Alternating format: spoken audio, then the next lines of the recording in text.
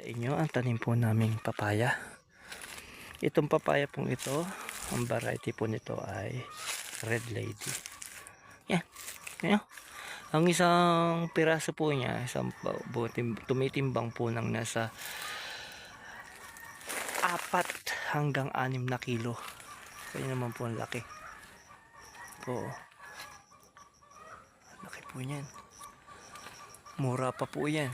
Lalaki pa po yan ng konti yan. Po. Po kaya straight na straight po ang puno niya eh. Po yung variety po na Red Lady. Naman pong isa, native po yata itong papaya na, ay native nga ito. Kasi iba ang kanyang hinog na. Bahagya ng nahihinog. Mula baba ang kanyang bunga hanggang taas na. Yan.